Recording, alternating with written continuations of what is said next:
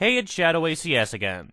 Today's show is an anime that people have been trying to get me to watch for years. Not just so I can review it, but because it's just that good an anime. I have to admit, I was actually kind of interested in seeing this show for a long time, but only got around to it recently.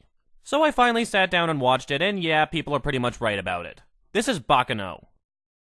I've heard Baccano described more than once as the Pulp Fiction of anime. And yeah, it's actually a pretty good analogy. A collection of different stories and colorful characters stylishly intertwined into one narrative mixed in with a little bit of comedy, along with some violence and crime drama elements. The big difference is that Baccano, being an anime, also incorporates some supernatural stuff as well. But what's interesting is that the supernatural element isn't really at the foreground of the story.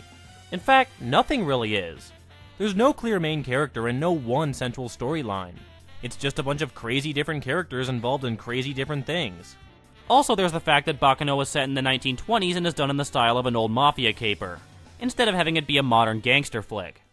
Anyway, let's get to the part of this video that I've been dreading the most, trying to explain the plot summary. Yeah, not that the story in this show is bad or anything, but it is not easy to explain in a coherent way. The show actually quite cleverly begins with a newspaper reporter trying to decide what's the best way to report the events that unfold throughout the story. About what's the best time and place to begin, or whether or not there should be a main character. It's very meta. So, okay. We have two outlaws named Isaac and Miria. A crazy Bonnie and Clyde style pairing who go around hitting up small shops, often dressed in silly over-the-top outfits. Usually getting away with it because people confuse them for street performers. One day, Isaac and Miria decide to head out west to try and dig for gold. But after months of effort, come up empty-handed. They then get a letter calling them back to New York from an old friend of theirs named Ennis. Ennis is a homunculus created by an alchemist named Zillard Quates. Centuries ago, Zillard and his clan discovered the secret to immortality. But what they didn't have is the ability to give this gift to other people. Most of Zillard's clan agreed that humanity wasn't ready for this kind of power, but Zillard disagreed, and broke off to form his own faction, trying to perfect an elixir of immortality that anyone could drink.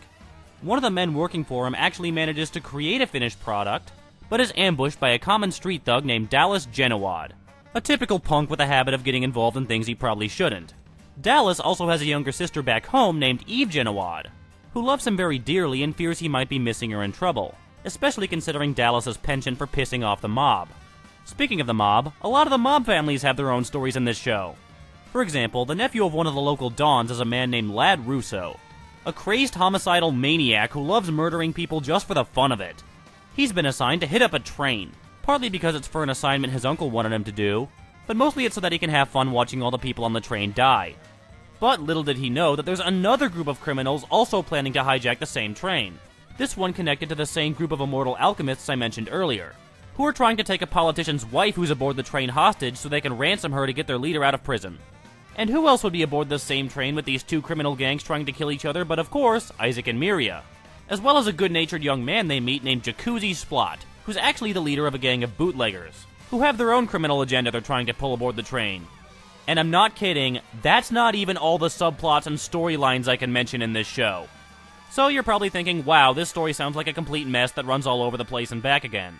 And yeah, like I said, there's really no way I can describe the plot without making it sound that way.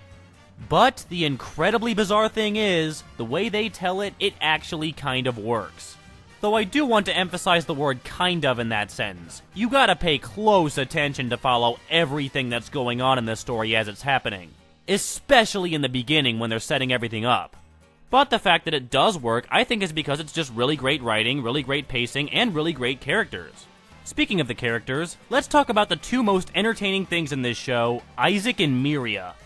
Oh my god, these two are so much fun to watch. It's hard to explain what makes them so entertaining. They're both living in their own totally insane world and playing by their own rules and no one else's.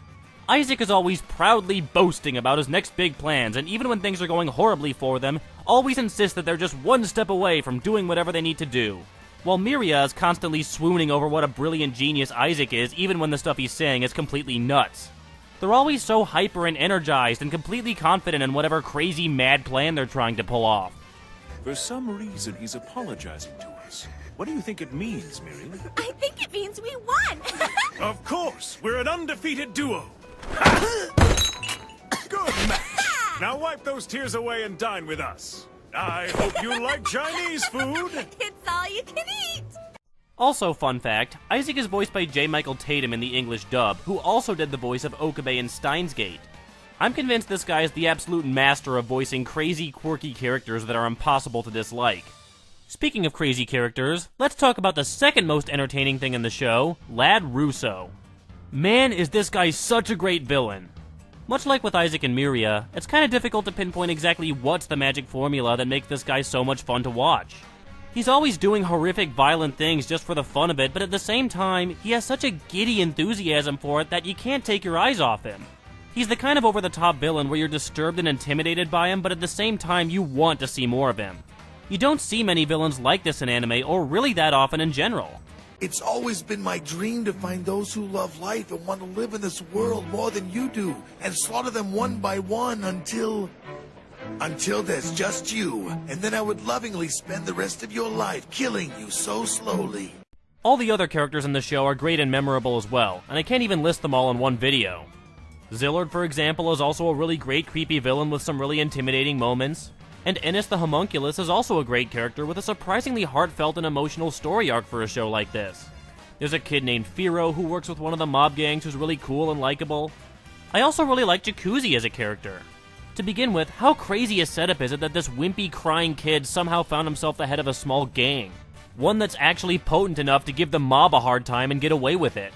I'll admit that in the beginning, his constant crying and self-pity really did get on my nerves a lot, but as they show in more detail about him and his convictions and why he acts like this all the time, I really found myself rooting for this kid. He also has a genuinely sweet romance with his second-in-command, a young woman named Nice, a relationship which they don't show that much, but honestly, I really wish they did. Talking about all the different stories that go along with each of these characters and the different ways in which they all interconnect would be nearly impossible for just one video. But I still think it's amazing how the show can tell a million different complicated stories at once and still have them all be entertaining. I want to know how Eve's going to find her brother. I want to know how the two gangs are going to resolve the fight on the train. I want to know what's going to happen with Ennis, Zillard, and the Alchemists Guild.